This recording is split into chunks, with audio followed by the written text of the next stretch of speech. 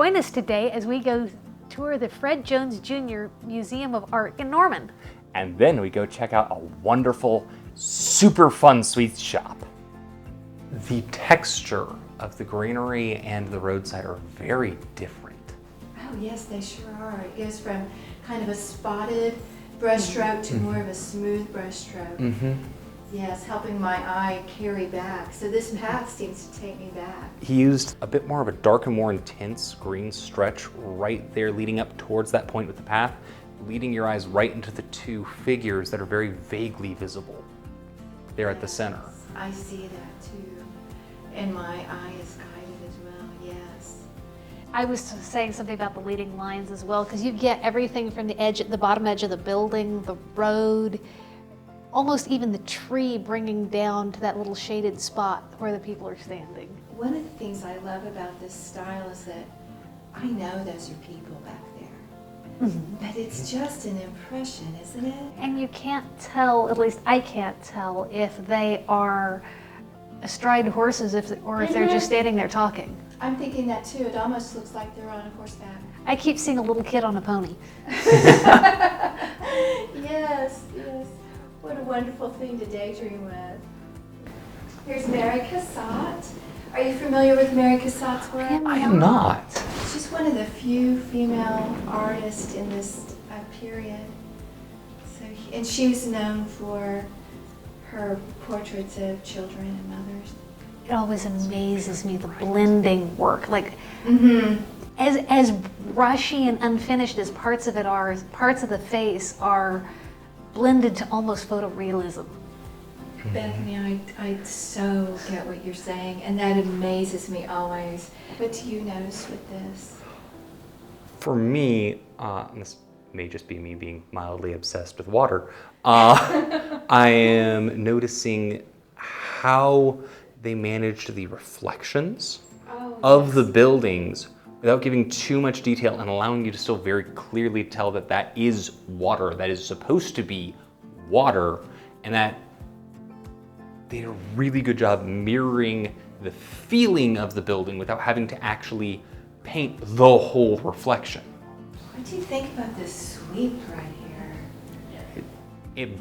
That pulls you into the town scene, which you're supposed to be seeing. It seems to be the focus is right about here in the image, that very much focused on the left. Which It's a fine way to do that. And the light is shining on the tree this way, so we've got this real bold vertical line with the tree right here.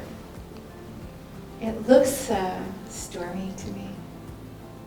I can see that. I can almost see the day shifting in the back. Like parts of the sky look like nice, happy, fluffy clouds, and the other ones you're like, that's something interesting. Yes, yes. Let's turn around here, and this is our Van Gogh. there is a tension, almost. I don't know whether it's the effect of the eyes not being quite focused, being focused out but not quite on you. The fairly, I want to use the word abrupt brushstrokes present in the chair and in a lot of the background work and in certain pieces of the suit. Also, you've got a lot of the background is done in this, what appears to be more of an up-down, whereas a lot of that suit is done in this side-side motion. This is Clara Weisenhofer's favorite painting. Okay. And this is Pierre Auguste Renoir, The Roses. I love his use of light and shadow in something that doesn't even have much detail. I mean, there's one of the leaves that has more detail than anything else. But you can clearly tell where the light source is. It gives it a whole lot more depth. Yes, it becomes almost sculptural to look at.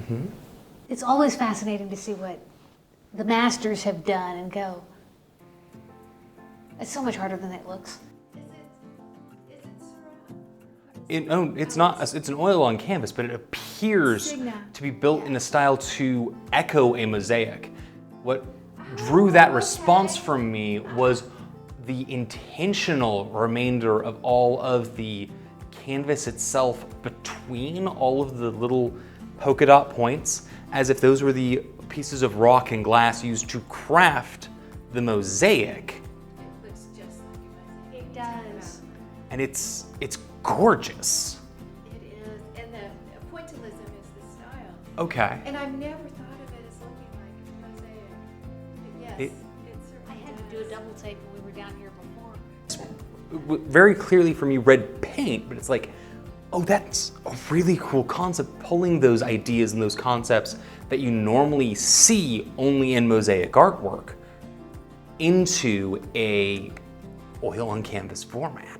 The musculature movement of the horse They look in these like like horses. super simple lines. I have seen people try desperately to capture horses with many, many, many more lines and fail. And all it is an outline, and it's absolutely beautiful. Mm-hmm. And we completely capture it. It feels like a horse, if that makes sense. Yes, I totally get you. Yes. Okay. Trying to decide if it had, okay. I was trying to decide exactly what was going on. It's the mounting paddock between when they take them out of the stables and when they put the jockey on. So you're familiar with horses? Yes. Horses. That's something I've spent a number of years working with.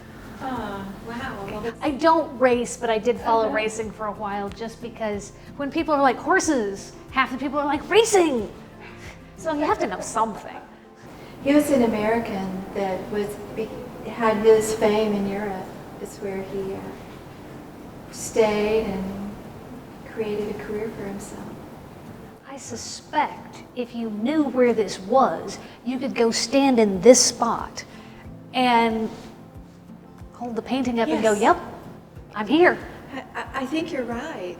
Yes. Because this looks like a very specific, with all the different architecture and the different buildings, that looks like a specific place. Yes. Assuming the buildings are still standing. And hopefully so. Yes, I bet you can find it.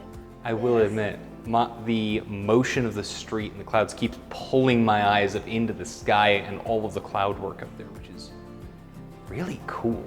I just adore architecture, so I'm staring at buildings. True enough. True enough. I think it's very beautiful.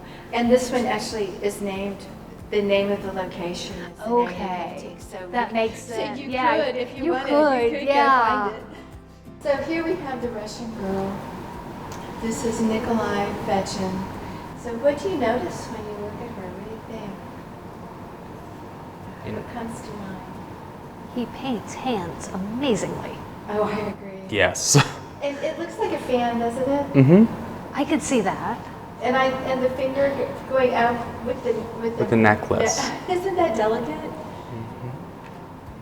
So He's captured mood and essence really well.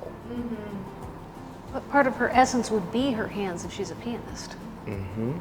yes, and the way she's sitting up too, it almost looks like she is a pianist, even though she has her hands full right now, but she has that stance, that sitting position. This is titled Flowerhead by William Beziotis. This is a surrealist style. So I'd like to ask, what do you notice? So, for what I'm seeing, the motion on the left, the petal shapes, which I think is part of where the portrait draws its name from, it's almost a shiny round towards that edge. But I also really like the look inside, what I am interpreting as a look inside the mind of the individual in the front here, in those blue tones and the various, what is almost a closed door behind all of the pink. So I'd like to read the artist statement. Sure. Step up so it's safe voice. So he's a surrealist. So relinquish the mindful control of the paintbrush, allowing the unconscious to take over and reveal inner impulses through form and color. Quotes, once I suggest the suggestion, I begin to paint intuitively. The suggestion then becomes a phantom that must be caught and made real. This is a gift from the artist. Brendan Kingery. Is it multimedia or is it all painted? Acrylic on canvas is what it says. Okay. But she does do a lot of multimedia. Her other work is common.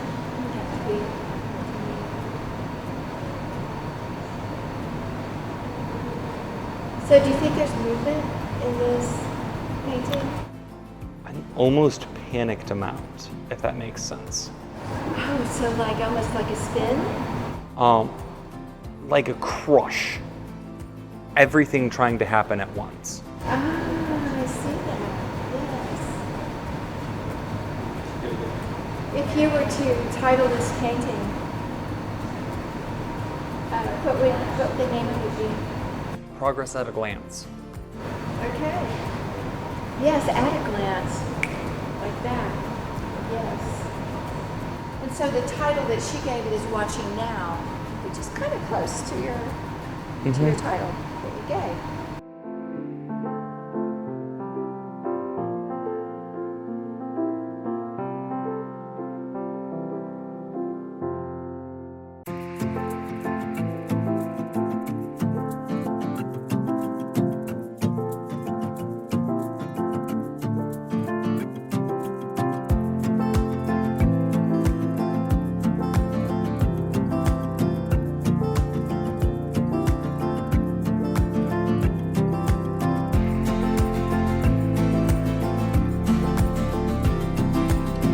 Hi, so we decided to go ahead and come out to Sweet Sips and Sticks after visiting the art museum. It is right down the road. So we went ahead and instead of taking one of their signature creations, we made our own thing because we're fancy like that. And so what we have here is a chocolate chip cookie dough ice cream. Which I'm going to join you in saving from And melting onto the table. Yes. And a salted caramel. Drizzled in chocolate sauce. The cup is dipped in Marshmallow fluff and marshmallow- rolled in coconut. That's right. And they stuck a brownie on it. How we're going to get the brownie to eat with all the other stuff, I'm not 100% certain. I'm going to find out. Yeah. This is actually good. A solid college try will be given. Hey, it's a college town. I love you. I love you so much.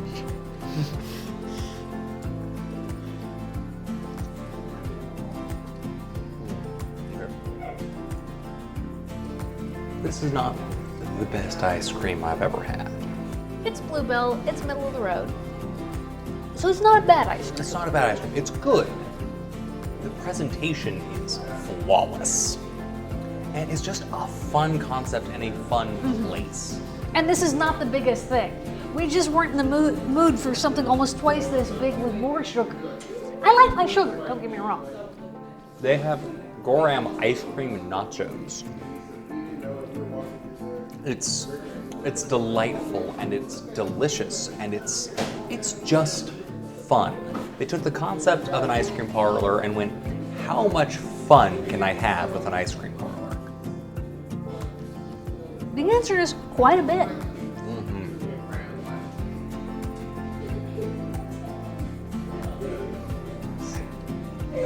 This is some assembly required.